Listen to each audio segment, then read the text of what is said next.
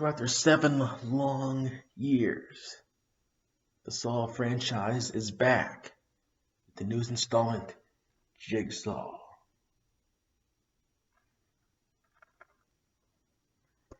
So the story goes there are 5 people that are placed in a trap.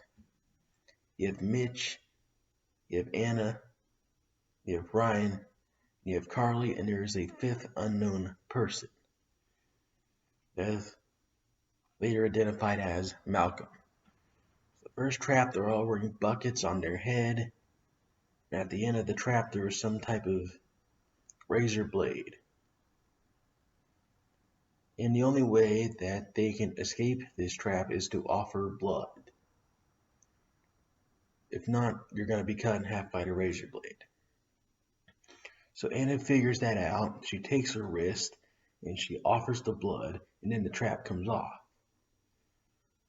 Then she persuaded 3 other people to do it.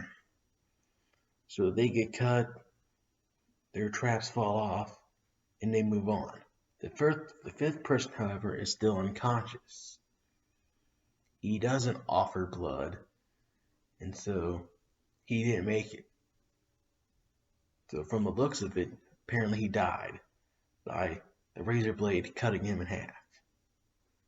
But we never saw it. And there's a reason why you never saw the 5th person get killed. So 4 people advance. Alright, still wearing chains. One person finds a tape recorder, and the tape recorder tells them what is life worth. There are 3 needles. One is the antidote to the poison that's in your system, one has acid, and one is just a clear solution. So they're all persuading each other to take the needle.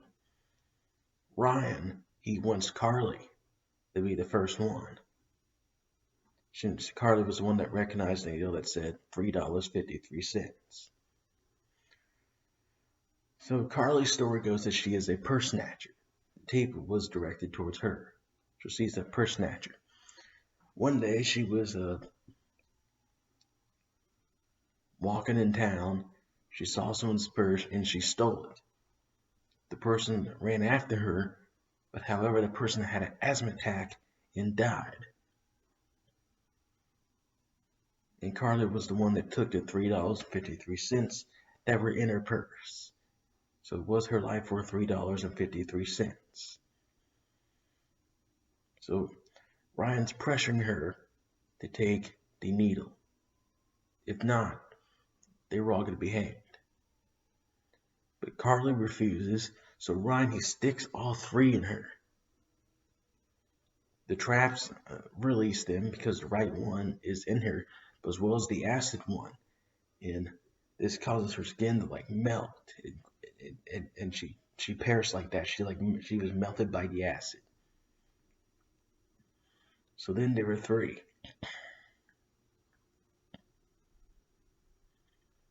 So they move into the next trap room. Ryan tries to escape by kicking the door, but however his foot falls through one of the wooden planks, and his foot gets trapped into chicken wire. The other 2, they continue exploring the place, and they get trapped in some type of,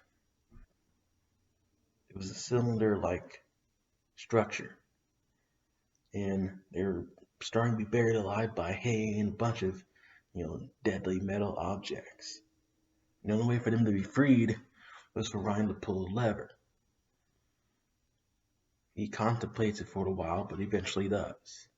However, he loses his leg. So they move to the next trap. Mitch, he trips wire, and there's a chain that hangs him from his foot, and he's hanging above a giant blender, a spiral-shaped blender. And there's a motorcycle next to the blender, and the motorcycle will run over him if he doesn't press the brake handle. So Mitch's story is that years ago he sold a bike to someone. However, the motorcycle had faulty brakes, and Mitch knew about it. And he didn't tell the person who bought it. So the person who bought it, he rode a motorcycle. He got hit by a garbage truck.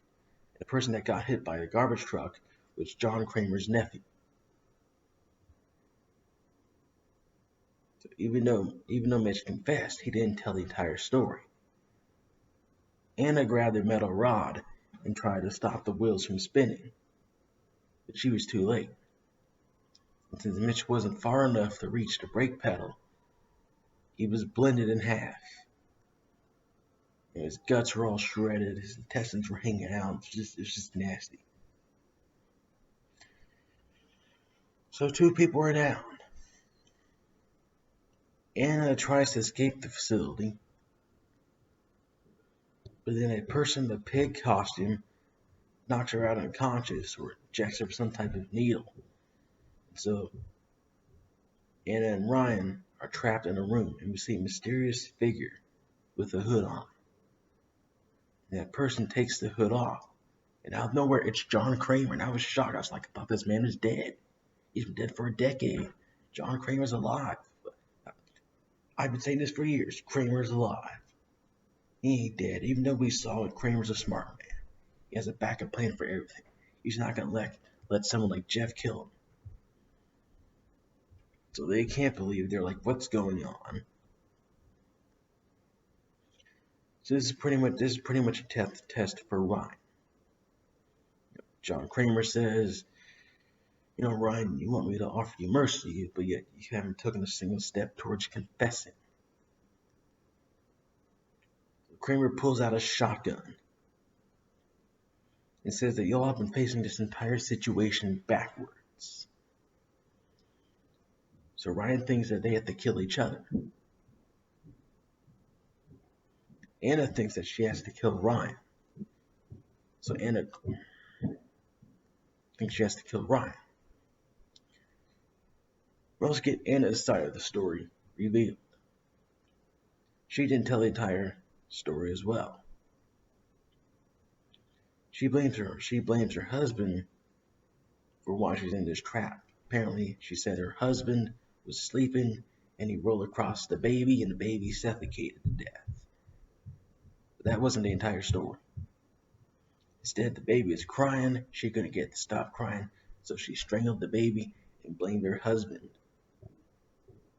And the husband was taken away and eventually hanged himself in jail.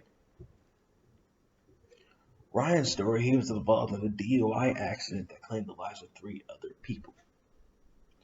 John Kramer was also a neighbor in Anna's case. So anyway, Anna grabs the shotgun and points it at Ryan.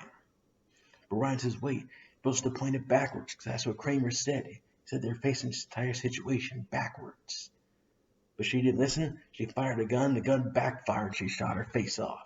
So Ryan's the last man standing. I guess he wins. However, the keys were inside the shotgun pellet. Since the gun backfired, the keys were busted. As I was saying, the key was busted, so Ryan was left to die. Meanwhile, the police are going after an informant named Edgar Munson. In his hand, he has a detonator. He's saying that if he doesn't die, other people will. And he has to press the detonator for him to survive. The police shoot him, and someone shoots him in the chest, and they don't know who. So they're trying to figure that out. Meanwhile, they get a phone call of 2 bodies that are found. One is hanging from the bridge, and one is found near some type of building somewhere. So they bring the bodies into the morgue, and they find out that these murders are similar to the JigSAW murders from a decade ago. But John Kramer's dead, so how could it happen? Halloran, who is the police chief, he grows suspicious of the medical examiner and his sister, because when he does their computer search, he finds out that they visit a website called JigSAW Rules. One of the cops follows them to their house. At the sister's house, she has a bunch of Jigsaw trap replicas that were used from some of the Jigsaw murders. The medical examiner named Logan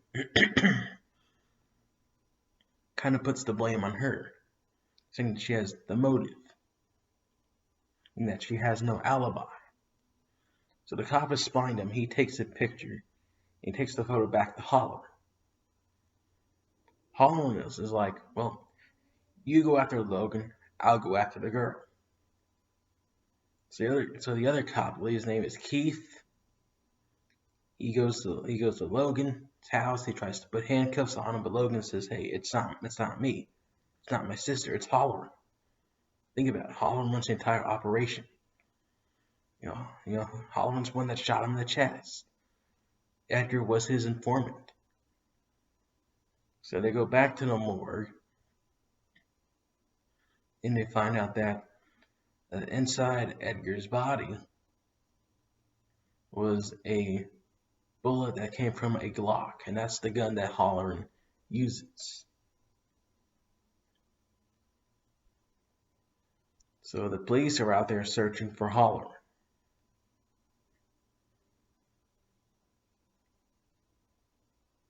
Meanwhile, Logan meets up with sister Eleanor. Eleanor finds out where the Jigsaw games are being played. They're being played at a barn in the countryside. So they go to the barn, and Holloran is in pursuit. Holloran, he catches up on Logan and Eleanor, tells them to freeze. Logan attacks Holloran, and someone injects Holloran with a needle.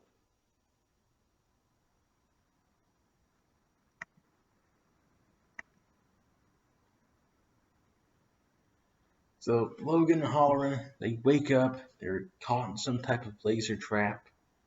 Jigsaw's voice is being played. Holloran wants to know how the man is still alive. And they have Logan confess. Logan confesses that he was the doctor that screwed up John Kramer's x-ray. He misdiagnosed his cancer. And his cancer went unnoticed. When Kramer finally got his diagnosis, there was nothing that the doctors could do.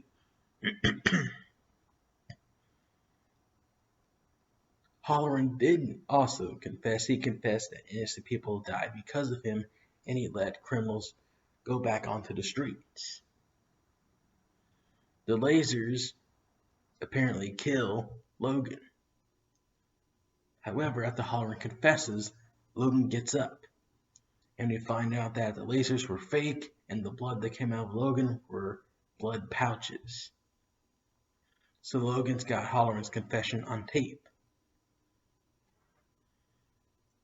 Logan admits to being the new Jigsaw copycat killer. He admits that 10 years ago there was a game being played. He was one of them. So the mystery guy that we never saw get killed, that was Logan. He was injured. Kramer saved him.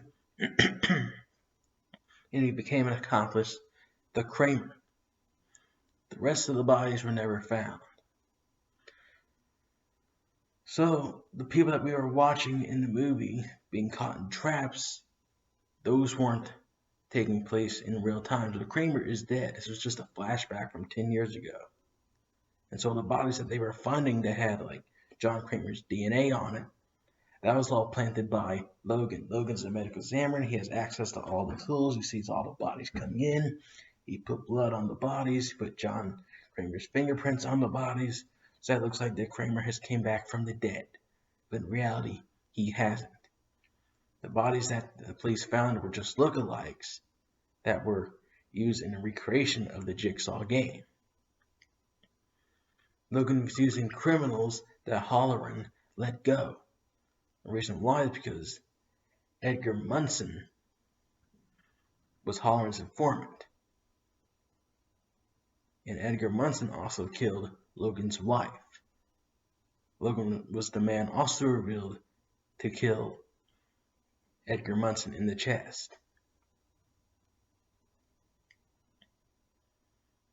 So Logan kills Halloran with the laser trap. He says that Halloran broke the rules by forcing Logan to confess first. So Halloran ends up dead. And Logan closes the door on him, it's game over, and his sister will give him the alibi. So that is JigSAW. What are my thoughts on the movie? After watching the 6th one, the 7th one, I wasn't really too sure about this one, but I actually love JigSAW. I give it a 10 out of 10. It's darker, the cinematography is better, it's a throwback to the first film. The gore has been toned down. The story's not really about the traps, it's about the characters and what they did to get there. So, JigSAW's back, the Saw franchise is back. This film, it brought me back to the franchise. Some people out there don't like this one. I can probably get why. Some people said that the plot is confusing. It is. So the people that were being trapped, they were in the past, or were they in the present? That's what I'm confused by. I wish they would have showed more flashbacks of what happened, but so the plot is confusing. Is Kramer dead or alive? I don't know. I guess he's dead because what Kramer was doing to those people happened 10 years ago, but I'm going to come out and say that he is alive. I told everyone he was alive. I preached it for a decade. Kramer's not dead. And some people were saying that the acting was bad. Yeah, I admit it, yeah. Ryan and Carly, I could not tolerate them. Carly, she didn't want to get the needle injected in her. She was just cringe. Like, take the needle, pick the $3.53 needle, and stick it in you and see what happens. Other people are gonna die here. We have people at stake. You're just gonna let yourself be hanged? Come on. And then there was Ryan. I didn't like him either. He was way too slow. So there's a scene where his leg got trapped and he tried to pull a lever, but he took way too long. The people in the trap are being buried alive by hay and metal objects. I'm like, man, just pull the lever. Now, some people are saying that there's no one to root for in this movie, but actually there is. Yes, the characters that were in the traps, you can't root for them because they all done despicable things. But there's one person you can root for, and that's Tobin Bell. That's a positive of this movie. I'm glad Tobin Bell's back in this movie. I like the way that he was used. He's used similar to the way he was used in the first movie. That's the guy who you root for. I do believe in JigSAW's psychology. I believe in John Kramer's mentality. He doesn't kill people. He tests them. It's up to the subjects to whether they want to live or die. JigSAW, I'm going to give it a 10 out of 10. I do have a few issues with it, but to me, in order for a movie to be perfect doesn't mean it has to be spotless. A 10 out of 10 film can have issues as long as it doesn't affect the performance of the film. I thought the film's performance was really good, and the movie did what it needed to do.